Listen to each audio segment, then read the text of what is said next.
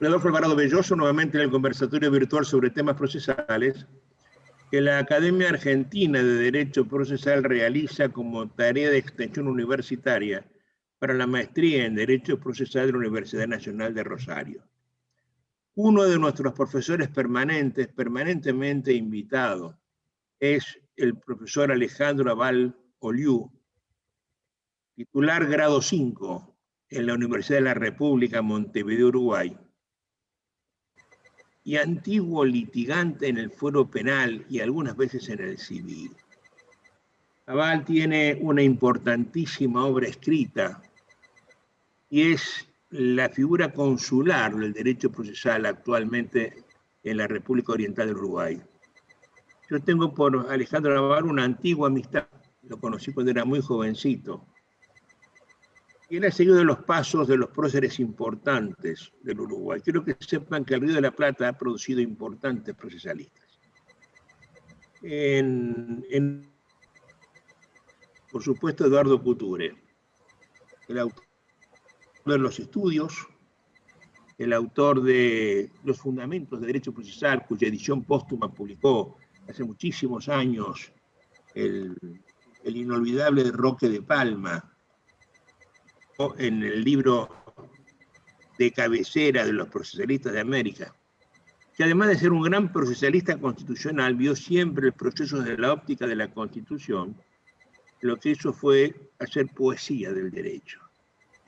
Escribió un recuerdo de viajes y un libro maravilloso que se llama La comarca y la tierra. Alguna vez tendrán ustedes que entrar a verlo porque es una pura poesía hablando del derecho. Ese gran maestro uruguayo tuvo su parangón en otro, ya muerto hace muchos años. Hablo de Dante Barrios de Angelis, también muy querido amigo, que fue el que produjo una obra antes porque tenía un pensamiento propio acerca de lo que era el proceso, definido a partir de un método que él llamó genético funcional.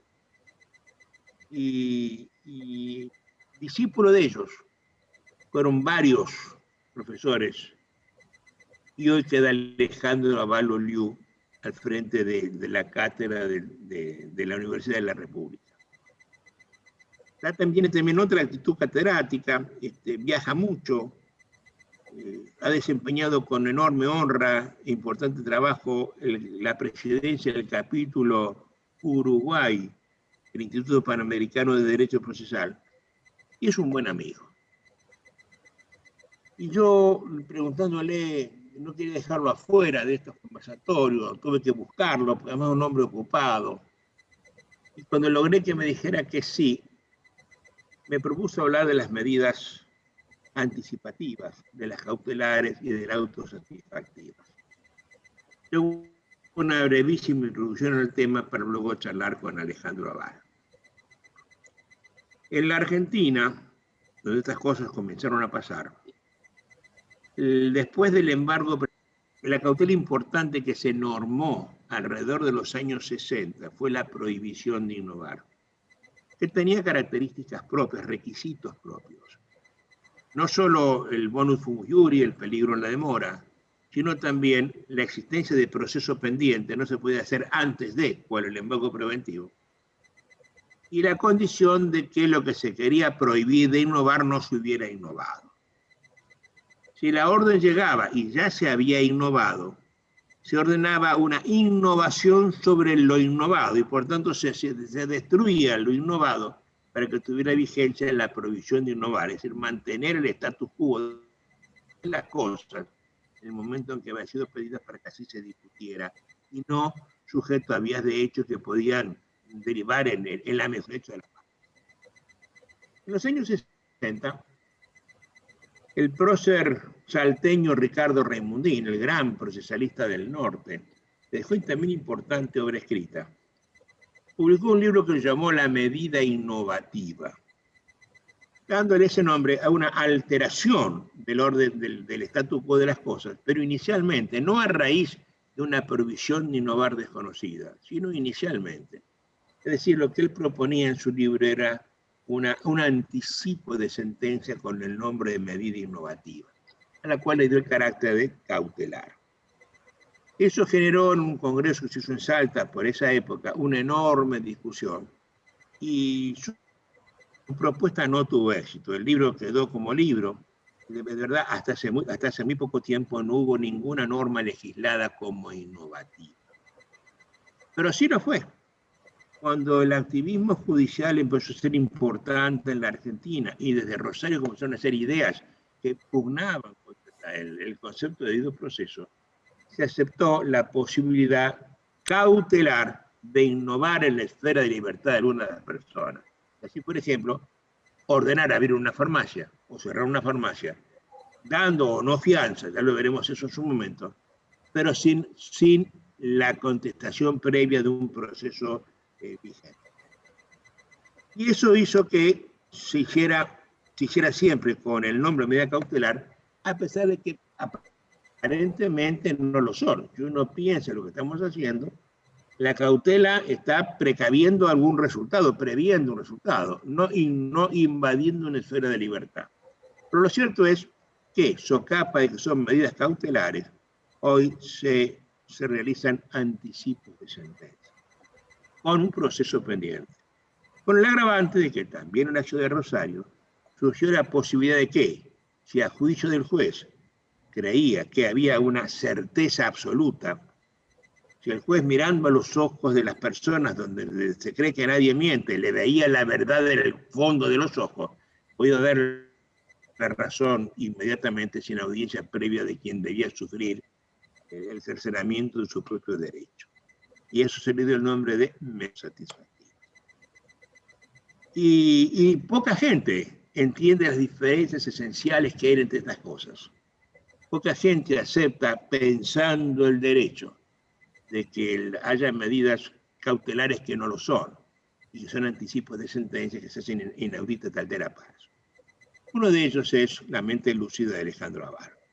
Entonces me pareció importante que escuchar a un uruguayo, lejos de la perversión activista de los argentinos, que explicar el tema a la luz de estas contables.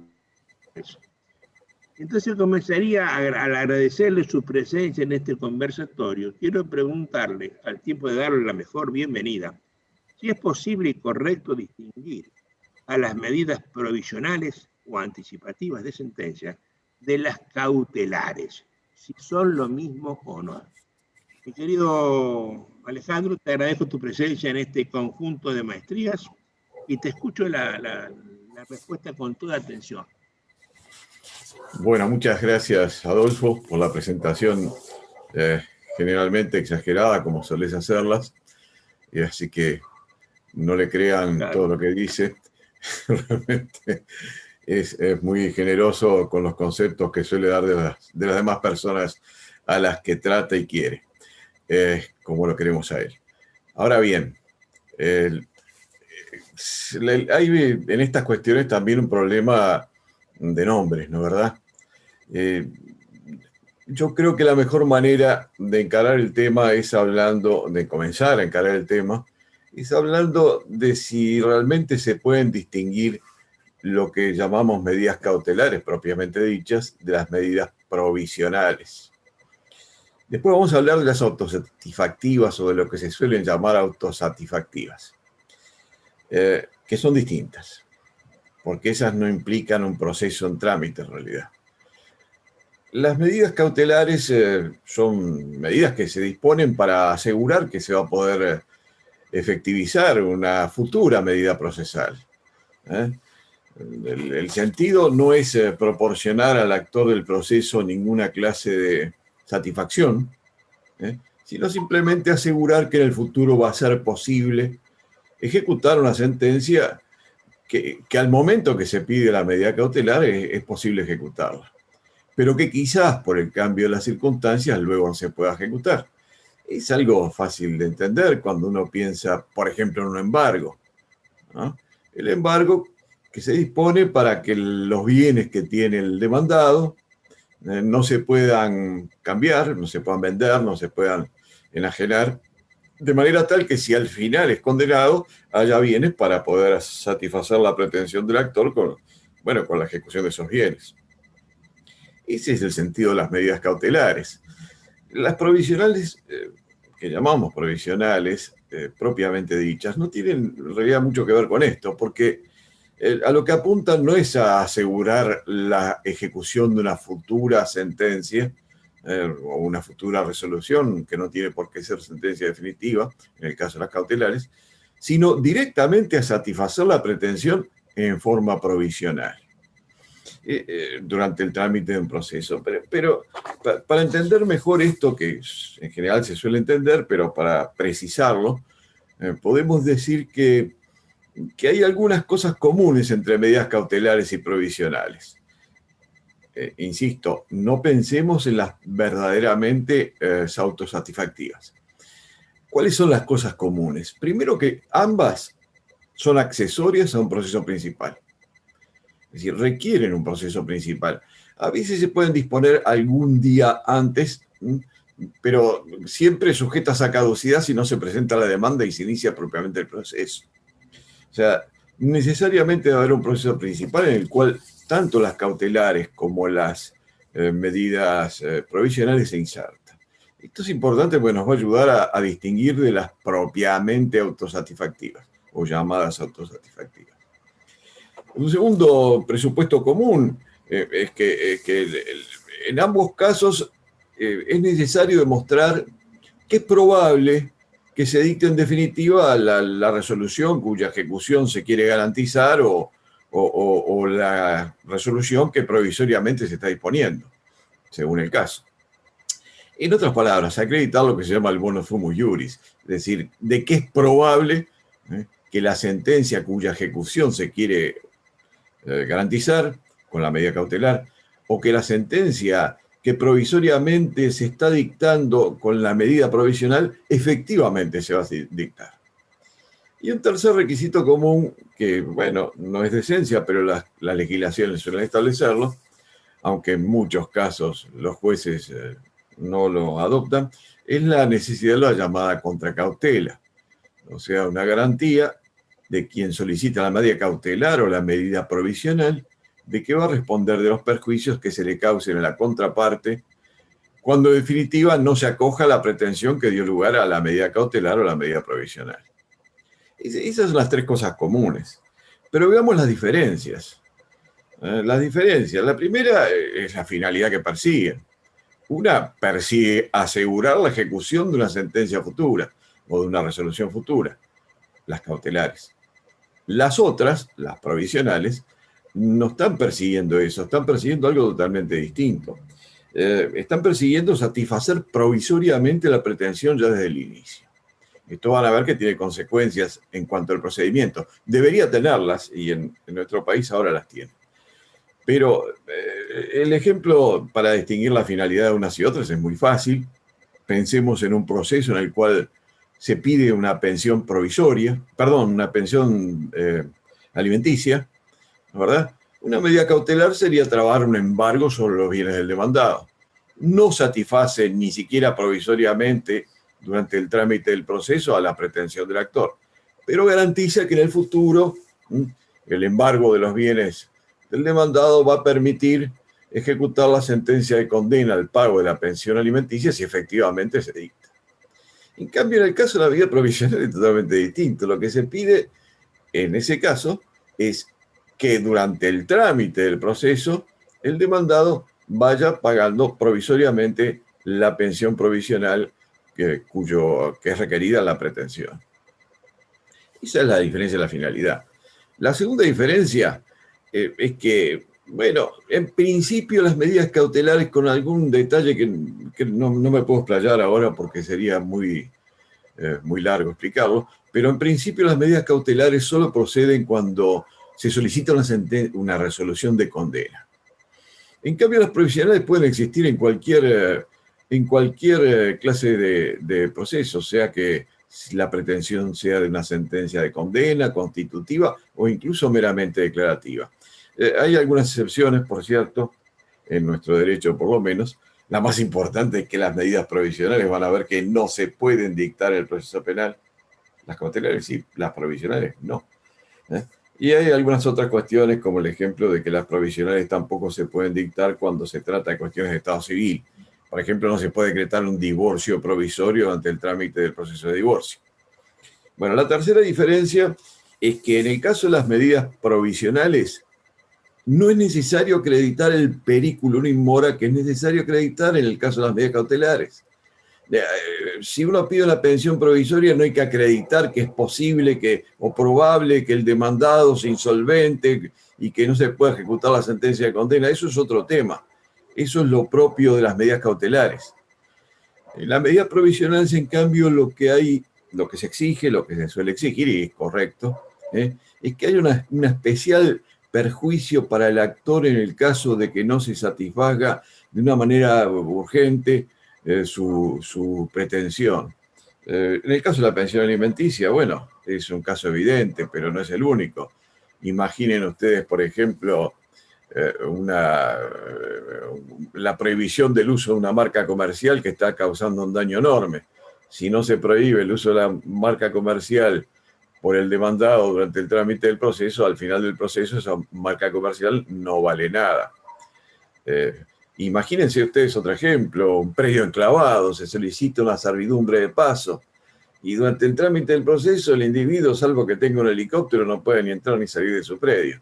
Bueno, son casos en los cuales el perjuicio que está sufriendo quien pide la pretensión, quien plantea la pretensión, es un perjuicio particularmente difícil, dañoso. La cuarta diferencia es que en realidad estrictamente las medidas cautelares no son provisionales, porque no están destinadas a ser confirmadas o rechazadas por otra posterior resolución. En sí mismo no es así. En cambio, las medidas provisionales, justamente, la esencia de ellas es que tienen que ser confirmadas o rechazadas en el momento de la resolución definitiva. La quinta diferencia tiene que ver que en realidad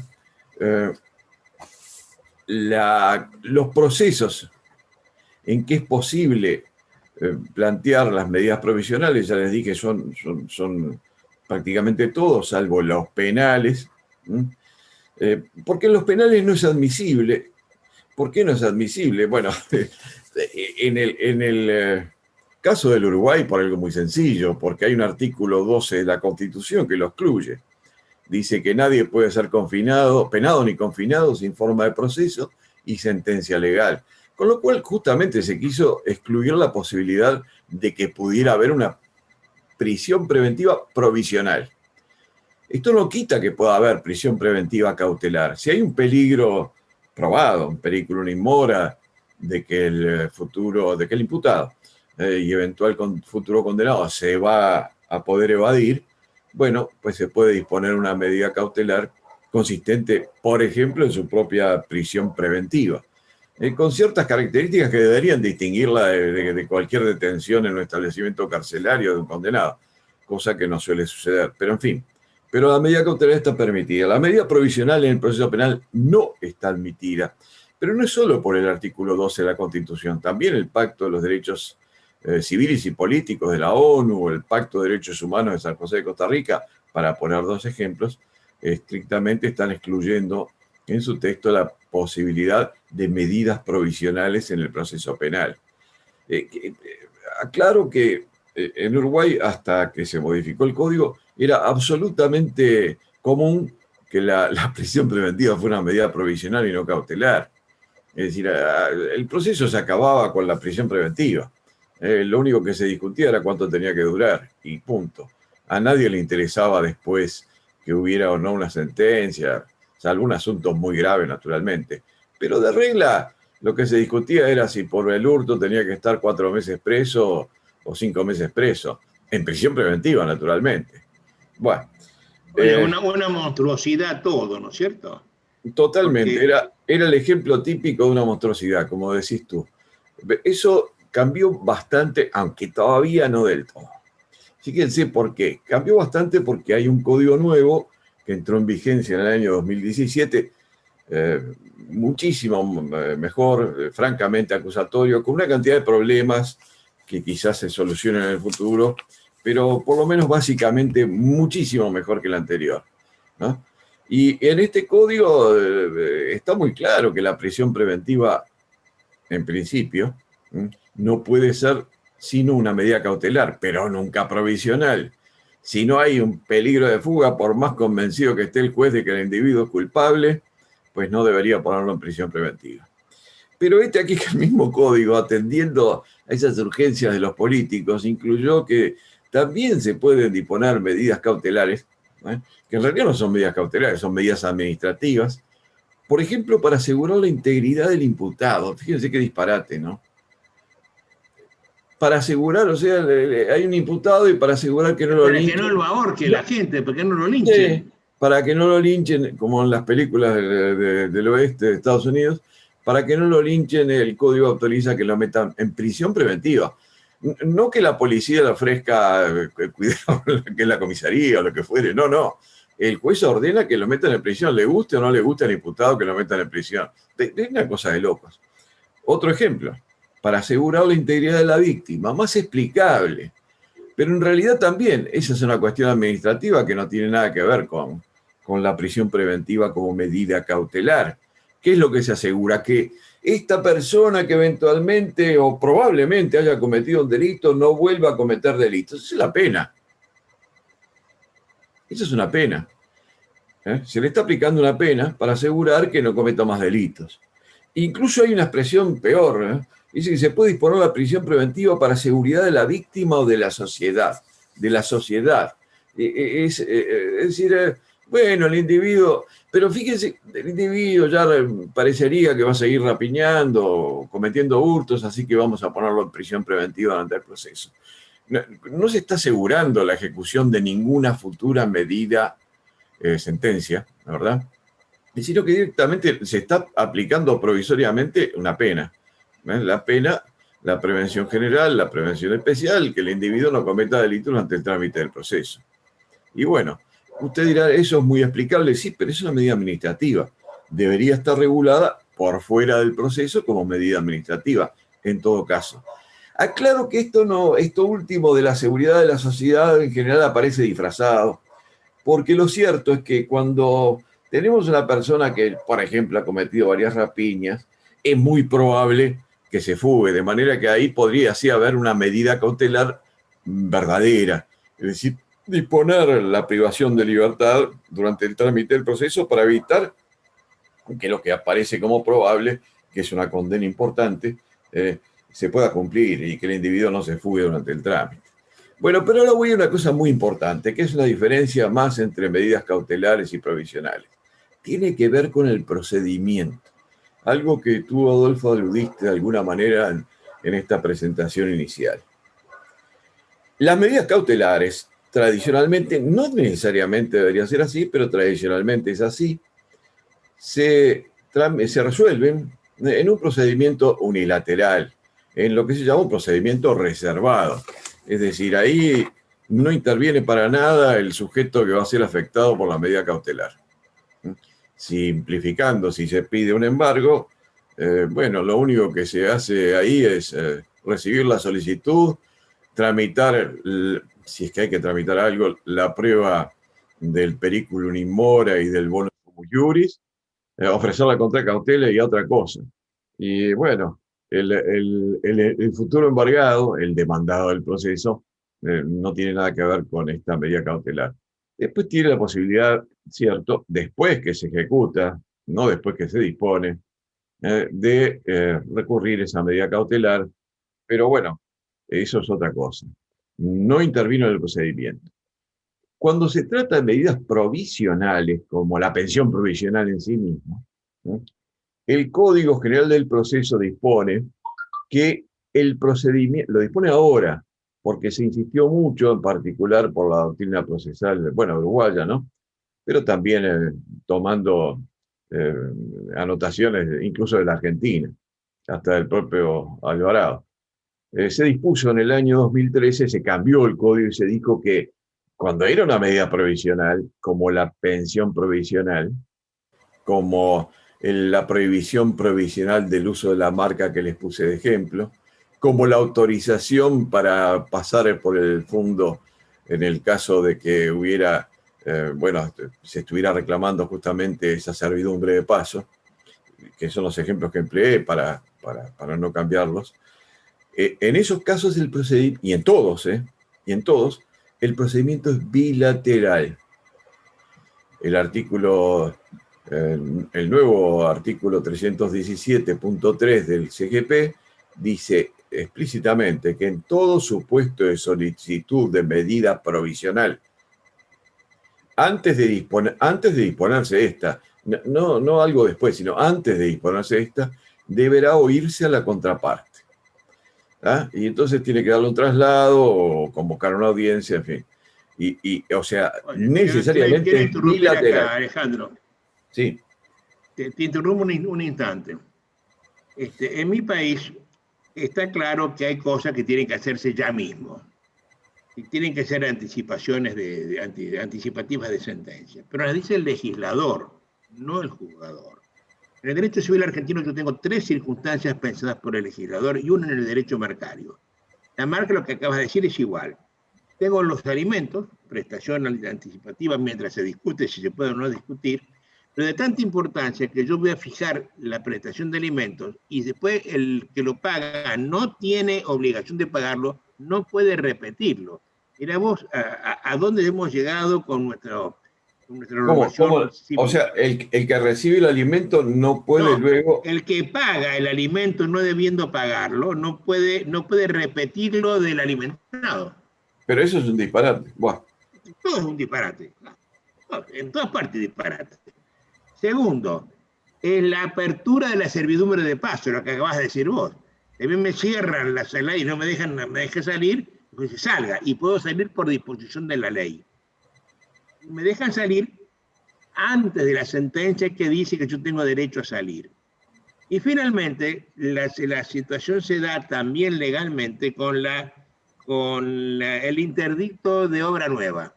Si un tipo se mete en mi casa rompiendo la pared de al lado, le paro la obra. Aún si yo tenga derecho, lo paro anticipativamente. Para esto, en los 3 casos, salvo el de familia, fianza. Familia no, porque se supone que esto se pide siempre bien, ¿no? Pero lo dice la ley.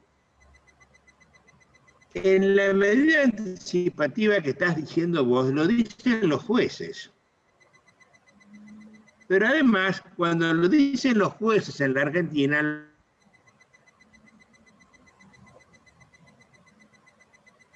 entendido perfectamente bien la distinción entre una cosa y la otra. Porque si hay medida previa, yo tengo un proceso pequeñito, te escucho antes de excluirte de alguna cosa. Pero en la Argentina no. En la Argentina, a vos te echo de tu casa a pedido de la mujer y te echo, y vos no fuiste parte de esto. Y no lo dice la ley, lo dice el juez. Y hay 10.000 jueces en el país. Y cada juez puede decir lo que quiera. Con lo cual, de hecho, yo no tengo ley. Bueno, acá eso acá de alguna manera pasaba así, y por eso se incluyó explícitamente lo que recién les leí en el año 2013, se incluyó en el código que en todo supuesto de solicitud de medida provisional, antes de disponerse de esta, deberá oírse la contraparte. Pero también se aclara en complemento a la disposición que debe ser un traslado brevísimo o que debe ser una audiencia urgente en la ocasión para oír a la contraparte, ¿verdad? Es lo que diferencia naturalmente las provisionales de las cautelares en cuanto al procedimiento. En las cautelares... aunque sean horas, le diste la audiencia. Sí. Aunque venga de acá 2 horas, le diste la audiencia. ¿Qué es lo que se evita, socapa de que es medida cautelar? Pero es que no es una medida cautelar, es algo distinto. No, por supuesto. Mira, Calamandrei, Piero Calamandrei hace, ya una infinidad de décadas, ya creo que era por el 42 o algo así, o el 41, distinguía dentro de las cautelares, distinguía estas medidas que estamos hablando ahora, lo que llamamos provisionales. No las llamaba provisionales y seguía hablando que eran cautelares, pero distinguía y entendía que los procedimientos debían ser distintos. Pero no se le dio mucho corte a eso. Mirá, acá en Uruguay hemos luchado para que esto se consagrara en la ley durante muchísimo tiempo, porque algún juez lo aceptaba, pero la mayoría no, porque es más fácil decir es una medida cautelar que andar diciendo, no, que el procedimiento bilateral, ¿qué lo voy a llamar? ¿Para qué lo voy a llamar? Etcétera. Y bueno, al final se consagró. La verdad, se entendió que era más que razonable. ¿Por qué no lo vamos a oír? ¿Por qué no lo? Claro, oírlo con urgencia, yo estoy de acuerdo que eso debe ser así. La naturaleza. Entre ustedes prima la sensatez jurídica. La impresión mía es que el procesalista uruguayo no es necio, no es caprichoso, y la sensatez tiene que privar siempre. Y la sensatez indica que si me van a interferir en mi esfera de libertad, yo sí he oído antes. Pero eso no ocurre en la Argentina, ni en el Perú, no, en otro lugar no ocurre, ¿no? Ahora, hay una diferencia más también, que tiene que ver con algo que tú mencionaste, entre las cautelares y las provisionales, y es la reparación del perjuicio que se causa cuando quien pidió la medida cautelar o la provisional no tiene razón. Cuando pidió el embargo o cuando pidió la pensión provisoria, al final del proceso no se le da la razón al actor. Y en esos casos, el perjuicio que se le causa a ese actor tiene un régimen distinto, suele tenerlo en casi todos los ordenamientos que yo he consultado. Y naturalmente lo tiene en Uruguay. Si se trata del perjuicio generado por una medida cautelar, un embargo, el régimen que se aplica en Uruguay y está consagrado así, es de responsabilidad subjetiva. Debe reparar el perjuicio si me dio dolo o culpa grave, asimilable al dolo. Si fuera una culpa leve, bueno, una confusión forzada incluso por el propio demandado, no tiene que reparar el perjuicio que le pudo haber causado al impedirle la venta del bien durante el proceso, por ejemplo. Esto tiene algunas excepciones, naturalmente, pero no las voy a explicar ahora. Son pequeñísimas excepciones que están muy bien regladas en el código. Cuando se trata de una medida provisional es distinto, porque en el caso de la medida provisional... Te quiero acotar algo. Sí. Oye, quiero acotarte algo. Yo tengo en los tribunales casi 60 años y no he visto nunca he visto un pleito de reparación por un embargo mal trabado. Nunca. Una cautela mal trabada, nunca vi el cobro de un daño por eso, ¿no? O sea que estadísticamente la posibilidad debe ser ínfima. Porque mirá, vos sabés nunca la he visto en tantos años viviendo dentro del tribunal. Mira, vos sabés que te voy a decir que acá pasa lo mismo, aunque yo he visto alguna. He visto alguna pedido de reparación de medida cautelar. Ahora vuelvo para eso, pero te voy a decir que las medidas, les voy a contar que en las medidas provisionales el régimen es distinto, porque ahí el que pidió la medida y después no tenía razón, durante el juicio recibió directamente un beneficio. La pretensión se le hizo lugar durante el juicio, provisoriamente.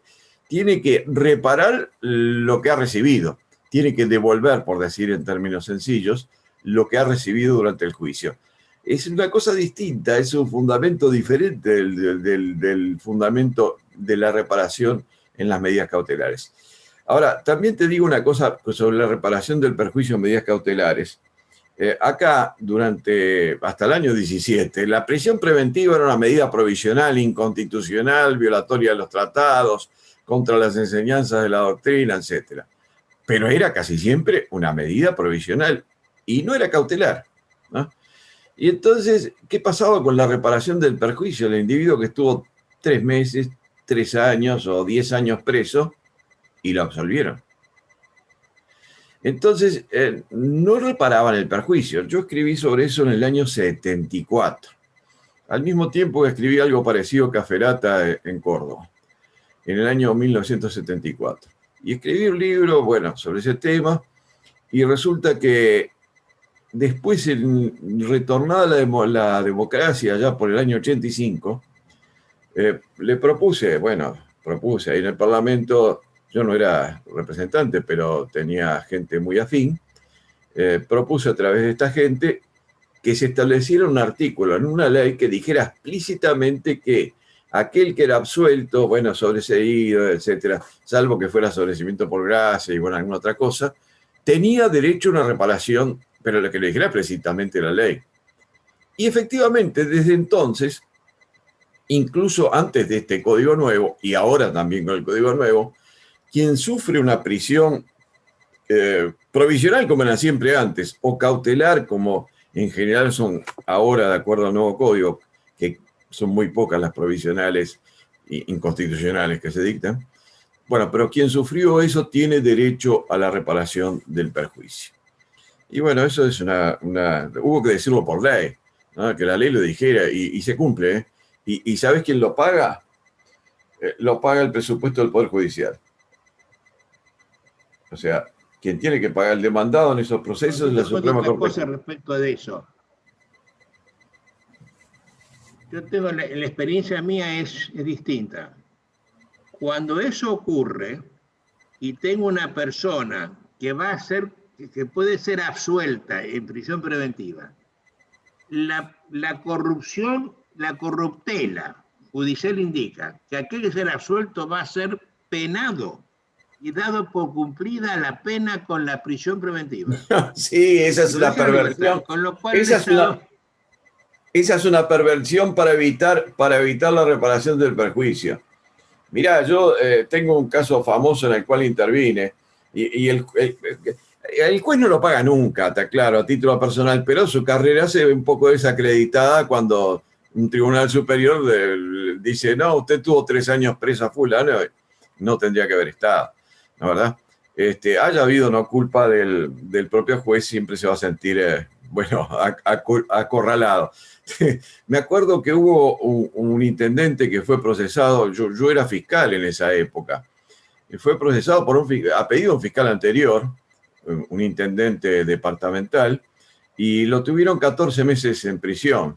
Y a esa altura más o menos me llegó a mí el expediente, ahora yo había asumido el cargo de fiscal en ese lugar, y me llegó el expediente y estuve estudiándolo y viéndolo todo, y resolví que lo único que había era un delito de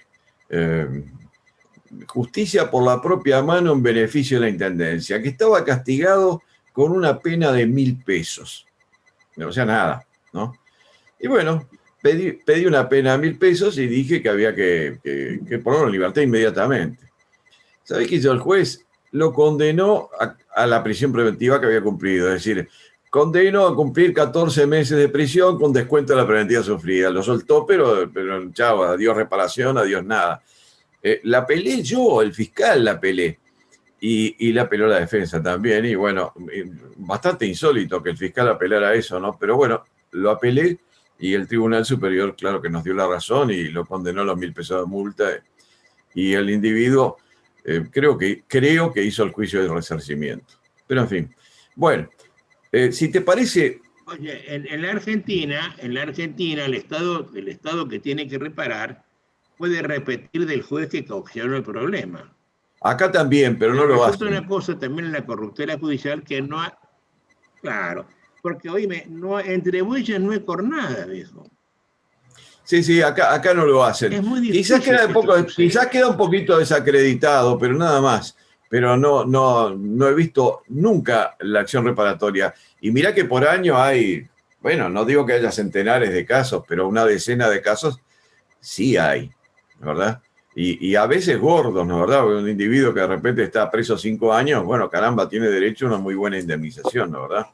5 años además que no está en un hotel de 3 estrellas ni una pensión de 2 estrellas.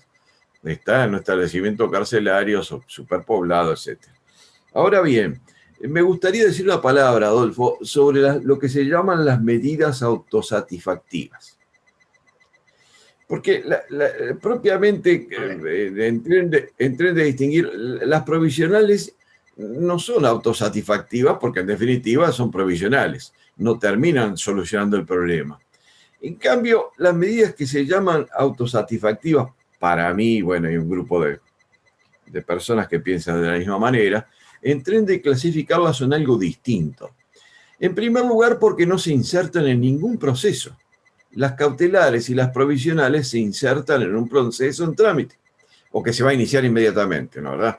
Hasta 30 días antes se pueden disponer. Pero siempre que se presente la demanda, y si no se presenta la demanda, tiene un juicio por daños y perjuicios, que también lo he visto. Pero bueno, las medidas autosatisfactivas propiamente dichas no requieren un proceso en trámite. ¿Y por qué se llaman autosatisfactivas? Porque en realidad cualquier sentencia que concluye un proceso, bueno, y queda firme naturalmente, es autosatisfactiva. ¿Y qué diferencia hay con lo que solemos llamar autosatisfactiva? Y la diferencia que hay es que en un proceso normal el demandado tiene garantías. Y en cambio, en los procesos donde se disponen las medidas autosatisfactivas, siguiendo además la ritualidad de los procesos cautelares, lo cual es absurdo, porque podrían ser procesos más breves, naturalmente, un proceso sumario. Acá los procesos laborales en general hay dos tipos, pero en general son más breves. Los procesos de alimentos son más breves, pero tienen todas las garantías del debido proceso. En cambio, cuando se trata de una medida propiamente autosatisfactiva, no hay proceso en trámite, ni lo va a haber. No tienen que ser confirmadas ni revocadas en ningún otro proceso. Son la culminación de un mini proceso en sí mismo sin las garantías del debido proceso. Así que parecería que se juntan con las provisionales, pero no es así. Las provisionales son provisionales y deben ser confirmadas o revocadas, no revocadas en sí mismas, sino rechazadas, y además es procedimiento bilateral, y además tienen, bueno, que reparar el perjuicio, etc. Las autosatisfactivas no. ¿Y de dónde hay? Y bueno, en Uruguay no se suelen disponer, salvo cuando la ley lo dice, pero hay un par de leyes, bueno, son 4 o 5 que lo dicen. Alguna disparatada que tiene que ver con la violencia doméstica y las cuestiones de género, que no es que no haya que proteger esas cosas, es perfecto, pero esas leyes se hicieron en Uruguay a los empujones de, llamémosle, de la presión de pequeños grupos políticos que fueron presionando y dispusieron cualquier cosa. Y también hay algún caso distinto, por ejemplo, en materia comercial. Hay una intervención social prevista en la Ley de Sociedades Comerciales que está vigente, en la cual no solo se dispone por el procedimiento unilateral la intervención de la sociedad, ¿no?, sino que además se dice, y no será necesario tramitar después ningún proceso. Lo dice la ley con esas palabras, ¿no? Bueno, entonces, cuando uno quiere hablar de las autosatisfactivas propiamente dichas, que en algunos países, creo que de alguna manera en la Argentina, se expanden brutalmente, en Uruguay no, por lo menos no las confundimos con las provisionales. Las provisionales se insertan en un proceso en trámite y deben ser confirmadas o modificadas, sustituidas o eliminadas para el futuro. Dan lugar a reparación y el procedimiento es bilateral. En cambio, esas autosatisfactivas es totalmente distinto. No hay proceso en trámite, no deben ser confirmadas ni revocadas nunca, son definitivas, pero definitivas logradas en un procedimiento unilateral. Bueno, en fin, quería simplemente hacer esa anotación porque... Yo eso quiero que sepa que eso se inventó en Rosario, eso lo inventó el profesor Peirano, sí, lo sé. En Rosario, y se aplica indiscriminadamente en un montón de asuntos. Yo lo explico de otra manera al tema.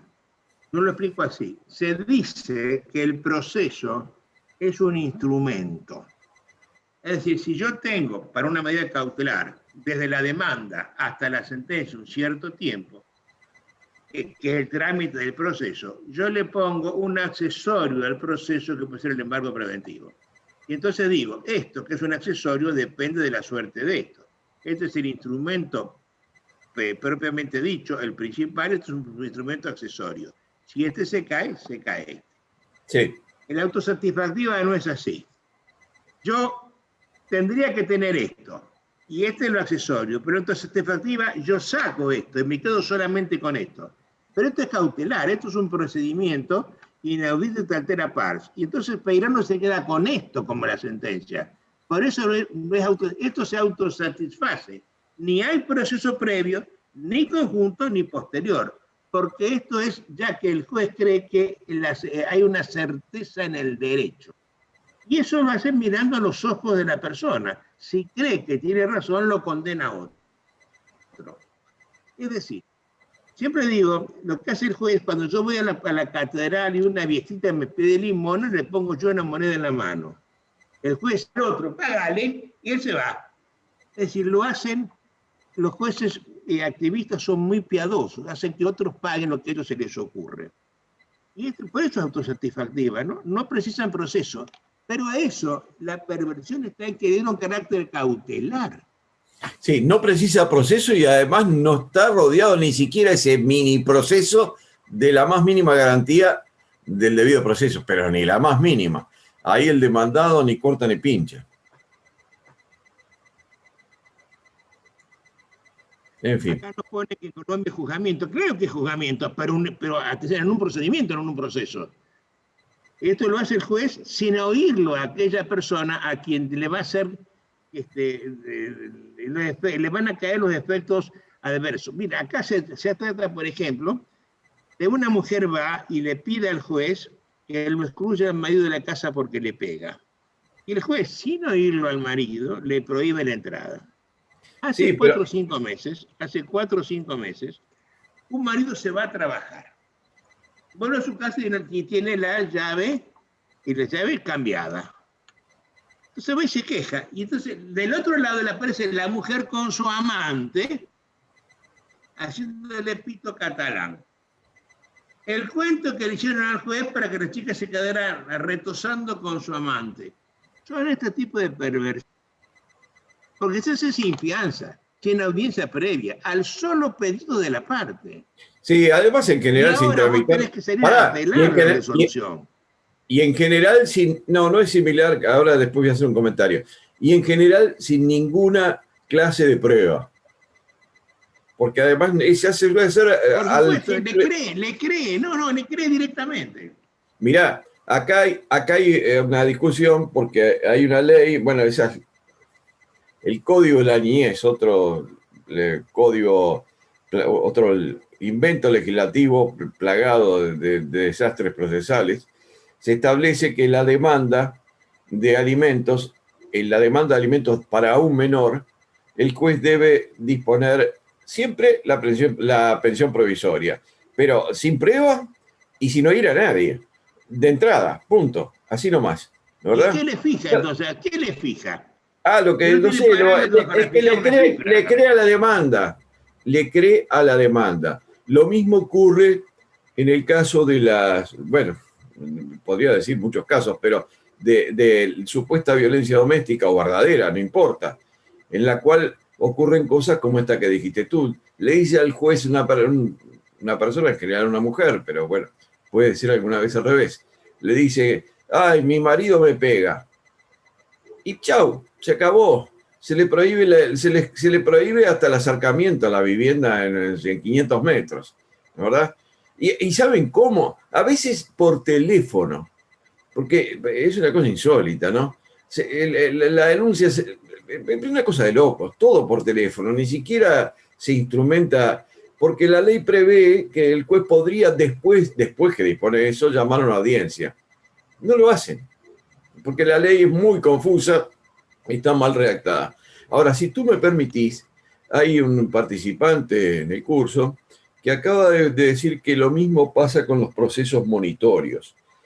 Por ejemplo, el proceso en el cual se pretende el cobro de un vale. Sin embargo, en esos casos hay dos diferencias, me parece a mí, que son importantes. La primera, que la prueba necesariamente debe acompañar a la demanda y debe ser una prueba exhaustiva. Si yo pretendo ejecutar un vale, tiene que tener el papel correcto, sin trazos de haber sido alterado, pero tiene que tener la firma del deudor certificada por un escribano público, si no, no corre. Por lo menos en Uruguay es así. Y además, si bien se le condena sin oír al demandado, si el demandado se opone, queda en suspenso la condena, no se ejecuta, es totalmente distinto. No es como las medidas autosatisfactivas, que es algo diferente. Ahí se ejecuta de entrada y punto. Lo que decías tú, le prohíben entrar y le prohíben entrar a la casa y chao. Acá en el proceso monitorio, si no se ejecuta nada hasta que venza el plazo que tiene el demandado para oponerse a esa resolución inicial adoptada sin su audiencia, pero por lo menos con una muy fuerte prueba, que es lo que debe convencer el juez. Entre nosotros, si el demandado en el monitorio se opone, se cae el monitorio. Pero quiero que piensen todos. Bueno, acá de hecho es lo mismo, porque después se tramita audiencia preliminar, audiencia complementaria, segunda instancia, y recién al final se puede ejecutar la resolución si la confirma todo eso. Oye, pero quiero que recuerdes una cosa. Nuestro juicio ejecutivo es monitorio, y lo tenemos hace 100 años. Yo cuando tengo un derecho predeclarado, como tengo en los títulos ejecutivos, yo me presento y el juez, mirando el título, ordena la ejecución. Manda, a menos que se oponga excepción legítima en tal plazo. Exacto. A tal punto es monitorio esto, que si el demandado, el ejecutado, no pone excepciones, el juez lo que hace es continuar, seguir adelante la ejecución que ya ordenó. No la ordena en la sentencia, la ordenó al principio, sigue adelante. Por tanto, yo no me rasgo las vestiduras con el monitorio, porque lo tengo como ejecutivo hace 200 años. Pero además, lo esencial para distinguirlo de la llamada autosatisfactiva es que si se opone la persona demandada, en la autosatisfactiva se le está ejecutando mientras se opone, chao. En cambio, en el monitorio no se ejecuta, porque hasta que vence el plazo para que se oponga, no se puede ejecutar. Y después, si se opuso, prácticamente se tramita un juicio ordinario. En los hechos es prácticamente eso. Bueno, en fin. Bueno, chicos, hemos llegado a la hora de conversación. Me parece que ha sido muy fructífera la charla, muy instructiva. Yo me he divertido mucho con la conversación. Te agradezco muchísimo, Alejandro. Te mando un abrazo fuerte con todo mi agradecimiento y espero que tengamos otra charla. Me entretiene el charlar contigo. Así que un abrazo fuerte, hasta pronto y hasta siempre. Muchas gracias. Bueno, muchas gracias a ti, Adolfo, por la invitación. Gracias a los cursantes por la paciencia de escucharme. Que bueno, a esta hora a veces se hace más difícil. Y también te aseguro que me divierte mucho hablar contigo. Tú ya lo sabes. Es cierto que es muy poco lo que podemos discrepar tú y yo, pero bueno, de todas maneras a veces discrepamos en algo y bueno, nos divertimos también. Así que un abrazo muy grande, un saludo para todos los cursantes nuevamente y bueno, también para Jorge, si es que sigue por ahí. Bueno, y nos vemos, Adolfo. Nos vemos. A todos los chicos que nos estén escuchando, gracias por la presencia. Veo que hay cosas que me están diciendo que fue buena la charla, entretenida. Gracias, bueno, les agradezco a todos la presencia. La idea es que todos los miércoles del año tengamos la presencia de un invitado. Es una conferencia internacional para enriquecer esta maestría y llegar a gente presentes en esto, turistas desde México hasta el Tierra del Fuego, pasando por todos los países. Eso es lo que les prometo y ya veré quién les traigo el próximo miércoles. A todos gracias y hasta la próxima clase. Un abrazo para todos.